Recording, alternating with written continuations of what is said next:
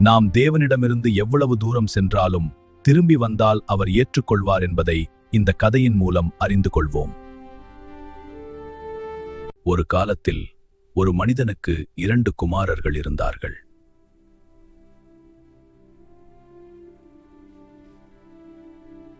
ஒரு நாள் இளையவன் தன் தகப்பனை நோக்கி, அப்பா, எனக்கு வரும் ஆஸ்தி பங்கை இப்போது தாருங்கள் என்றான். தகப்பன் அமைதியாக தன் ஆஸ்தியை பங்கிட்டுக் கொடுத்தார்.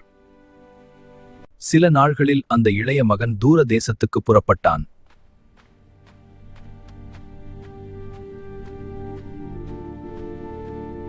அங்கே அவன் தன் வாழ்க்கையை துன்மார்க்கமாக வாழ்ந்து தன் சொத்துக்களை எல்லாம் வீணாக்கினான்.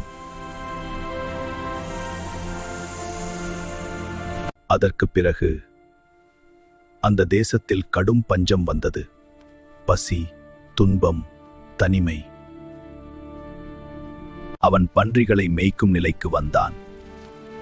ஆனால் யாரும் அவனுக்கு உதவவில்லை. ஒரு நாள் அவன் தனியாக அமர்ந்து யோசித்தான். என் தகப்பனின் வீட்டில் வேலைக்காரருக்கு கூட பூர்த்தியான சாப்பாடு இருக்கிறது. நானோ இங்கே பசியால் சாகிறேன். அவன் முடிவு செய்தான். நான் எழுந்து என் தகப்பனிடத்திற்கு போவேன். அவன் வீட்டிற்கு திரும்பி பயணம் செய்தான். அவன் தூரத்தில் வரும்போதே அவனுடைய தகப்பன் அவனை கண்டார். மனதுருகி அவர் ஓடி வந்து தன் மகனை அணைத்துக் கொண்டார்.